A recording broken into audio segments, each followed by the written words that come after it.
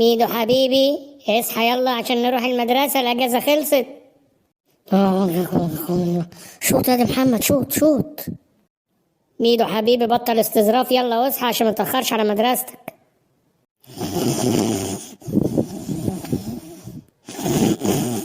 اديها له يا دي محمد، اديها له. هتقوم ولا اندهلك باباك؟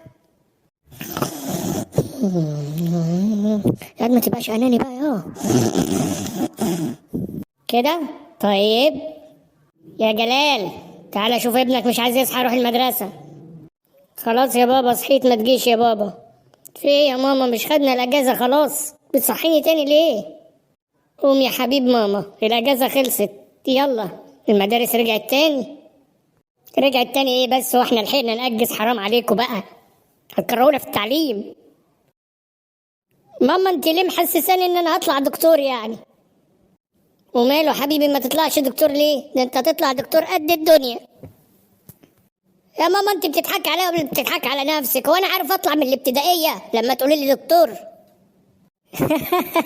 هتطلع يا حبيبي من الابتدائيه والاعداديه والثانويه وهتخش الجامعه وهتطلع كليه طب وهتبقى قد الدنيا.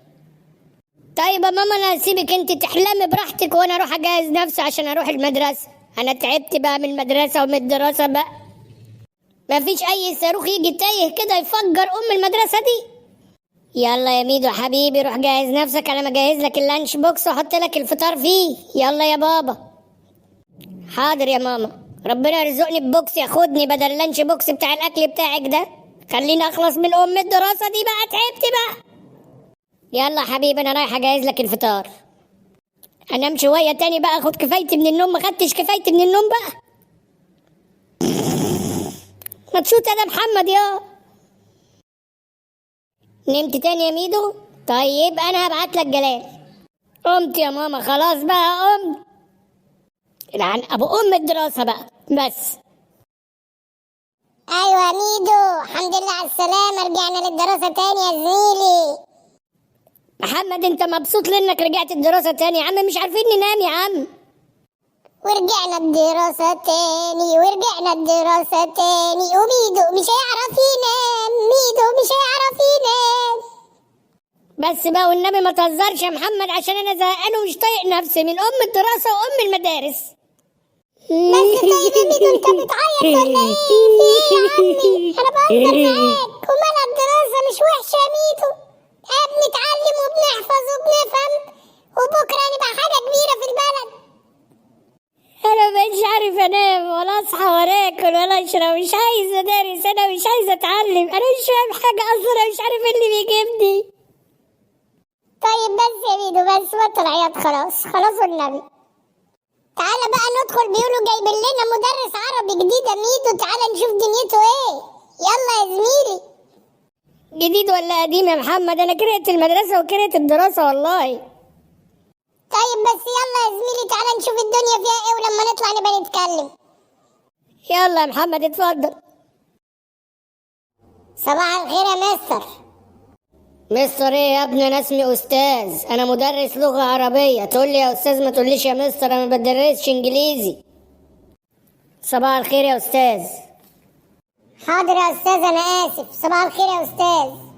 صباح النور يا اخويا انت وهو. ممكن اعرف ايه اللي اخركم لحد دلوقتي؟ انا ما بحبش حد يدخل الفصل من بعدي. شفت يا عم محمد جالك كلامي؟ ادينا رجعنا لوجع القلب تاني اهو. بتقول ايه يالا؟ لا يا مستر ما بيقولش حاجه، بيقول لحضرتك احنا اسفين عشان اتاخرنا. طب يلا اتفضلوا ادخلوا يلا، النهارده في امتحان املا. امتحان؟ احنا لسه جايين اول يوم كده ياخدنا امتحان وش؟ امتحان يا عم ميدو، اسكت بقى وخلينا نخلص بقى. يلا اتفضل انت وهو، واقفين ليه؟ حاضر يا استاذ. يلا عشان هنبدأ الامتحان. واد ميدو، البت رشا جت اهي النهارده. ايوه يا محمد، وحنان كمان موجودة. ده شكله هيبقى امتحان زي الفل يا صاحبي. انا والله ما باجي المدرسة غير عشان خاطرهم، الواحد نفسه يشوف حاجة حلوة على الصبح. ميدو جه يا رشا. ايوه شايفاه يا حنان، ومحمد كمان جه. ممكن اعرف انا سامع ليه صوت في الفصل؟